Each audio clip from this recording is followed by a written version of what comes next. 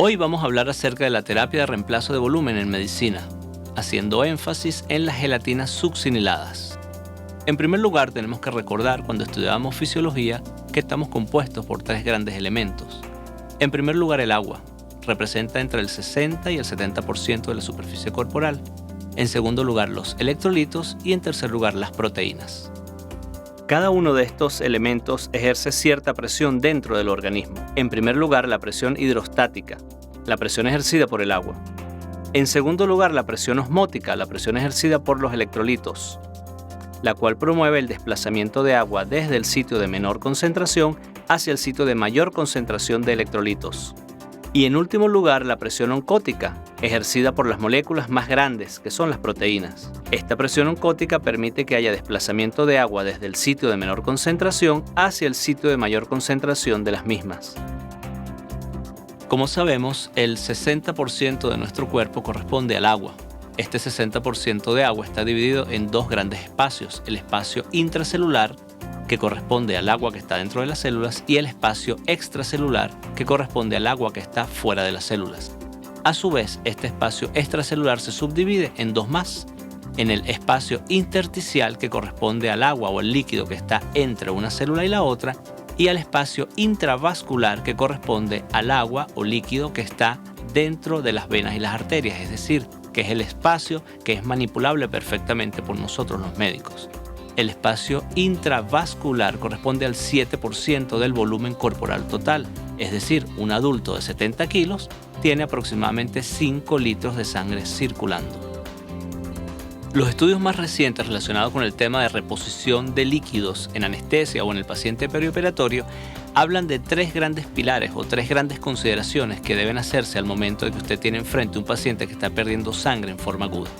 En primer lugar, la técnica anestésica. Se dice que la técnica general inhalatoria es superior sobre las otras técnicas para mantener a este paciente en óptimas condiciones y evitar complicaciones postoperatorias.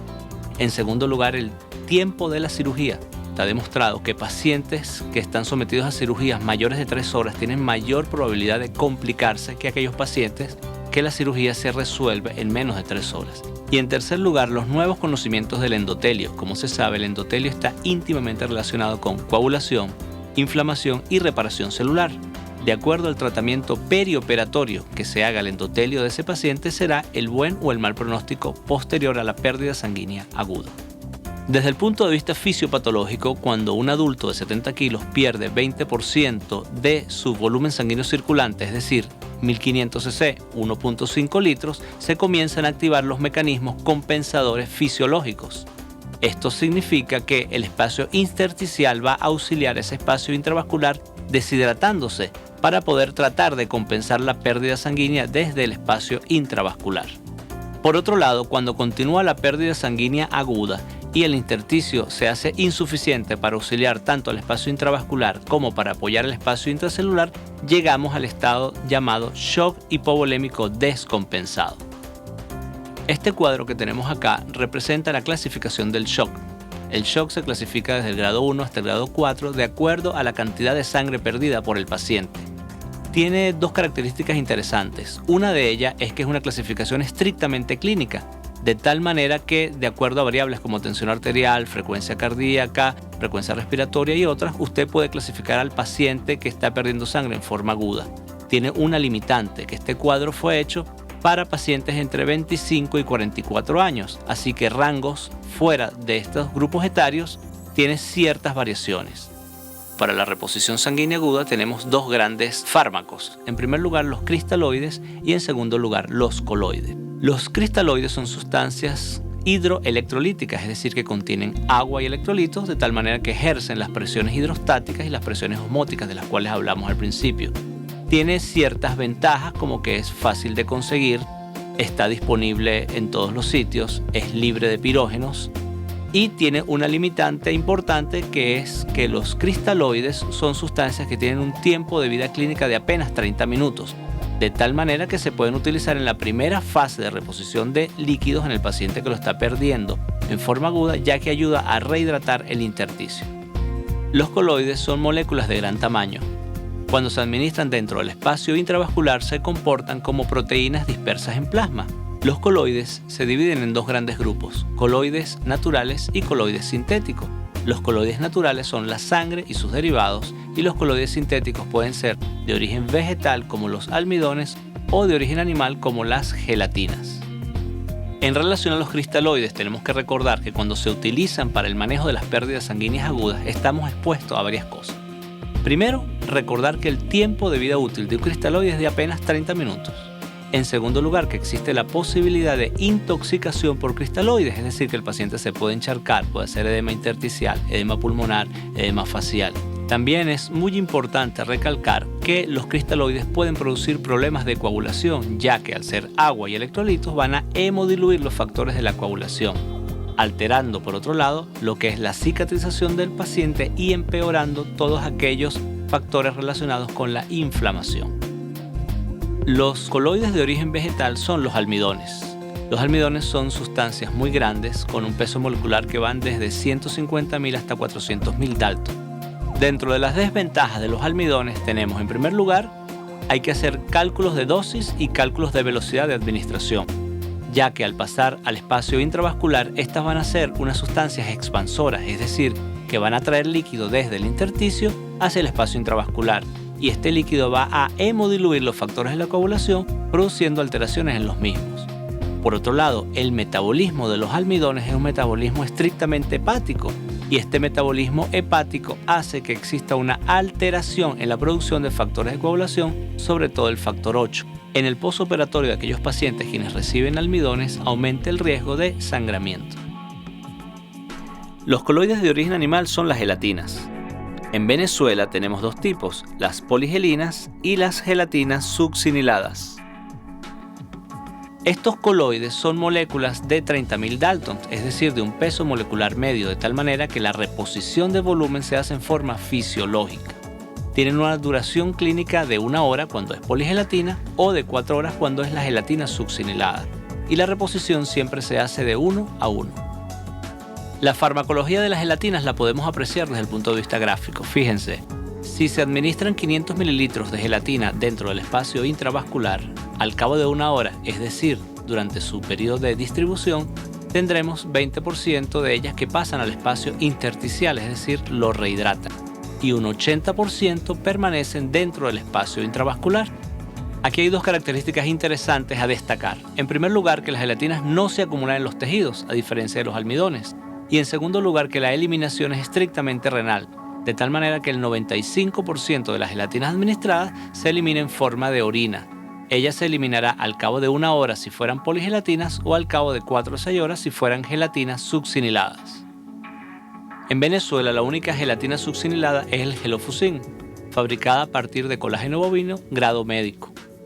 Está compuesta por gelatina succinilada al 4% y contiene 2 electrolitos, sodio y cloro. El colágeno bovino se somete a un proceso químico llamado succinilación, el cual le confiere una carga eléctrica negativa. Recordemos que los túbulos contorneados distales a nivel renal también contienen esta carga negativa, de tal manera que cuando una molécula con carga negativa llega hacia otra estructura con carga negativa, ésta se repele, permitiéndole un tiempo de circulación mayor, es decir, un efecto clínico que va desde 4 hasta 6 horas. Como se puede apreciar, la concentración de electrolitos que contiene el Gelofuscin, además el peso molecular ejercido por las moléculas de gelatina y el pH del mismo, nos llevan a la conclusión de que el Gelofuscin es isoncótico, isosmolar y además tiene un pH fisiológico. Desde el punto de vista farmacológico tenemos que recordar que una vez que es administrado Gelofuscin dentro del espacio intravascular, entre un 80 y un 90% permanecen en el mismo ejerciendo su acción. Por otro lado, su duración va de 4 a 6 horas, recordando la carga negativa eléctrica que tienen ellos. También recordar que no se acumulan en el organismo, que no son tóxicas y que se eliminan por vía renal en un 95% del producto administrado a nuestro paciente.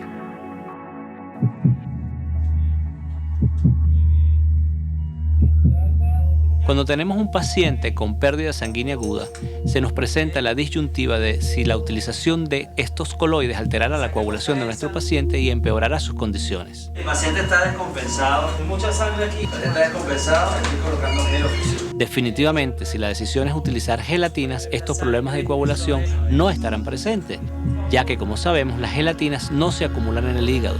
Al no acumularse en el hígado, no alteran la producción de factores de coagulación y la cascada de la coagulación permanecerá íntegra, sobre todo el factor 8 y el factor 7. El Helofuscin no contiene ni potasio ni contiene calcio. Ustedes se preguntarán qué ventajas tiene esto. Por un lado, el hecho de no contener potasio es muy útil, ya que habitualmente los pacientes con pérdidas sanguíneas agudas están obviamente hipoperfundidos desde el punto de vista renal y esto se traduce en hipercalemia. Por otro lado, habitualmente pacientes con grandes cirugías o cirugía de trauma son pacientes hipercalémicos. La ausencia de calcio es muy interesante en el Helofuscin, ya que pudiera administrarse conjuntamente con sangre y sus derivados y no se produce la quelación por el EDTA que contienen las bolsas de las mismas. El campo terapéutico para la utilización de gelatinas fluida modificada, Helofuscin, es amplísimo en todas aquellas situaciones en las cuales haya pérdida sanguínea aguda, bien sea profiláctica o terapéutica. ¿Para qué se utiliza el Helofuscin? Para prevención y tratamiento de hipovolemia, para hemodilución normovolémica aguda y diferida y para el llenado de la máquina de circulación extracorpórea en cirugía cardíaca. ¿Cómo se administra el Helofuscin y hasta cuándo debe administrar el Helofuscin? El Helofuscin se utiliza sin límite de dosis, es decir, que usted puede administrar la cantidad que el paciente lo requiera, obviamente guiándose por valores hemodinámicos y por valores paraclínicos, hemoglobina, hematocrito, etc. ¿Y a qué velocidad debe administrarse? No tiene velocidad restringida de administración, puede administrarse a chorro y recordar que en el paciente pediátrico tiene una dosis especial que es de 10 mililitros por kilogramo de peso. Helofuscin tiene ventajas diferenciales cuando se compara con otras gelatinas o cuando se compara con los almidones. Con respecto a otras gelatinas, recordemos que el Helofuscin tiene un tiempo de vida media útil clínica de 4 horas, mientras que las gelatinas es de apenas 1 hora. Por otro lado, Helofuscin no contiene potasio ni calcio, mientras que las otras gelatinas sí lo contienen. Cuando se utiliza Helofuscin, a diferencia del almidón, debemos recordar que Helofuscin no tiene límite de dosis, no tiene velocidad de administración, tampoco se acumula en el hígado y por ende no produce problemas de coagulación. Una vez revisado el paciente con pérdida sanguínea aguda, conocidas las herramientas para su manejo, vamos a proceder a autoevaluarnos.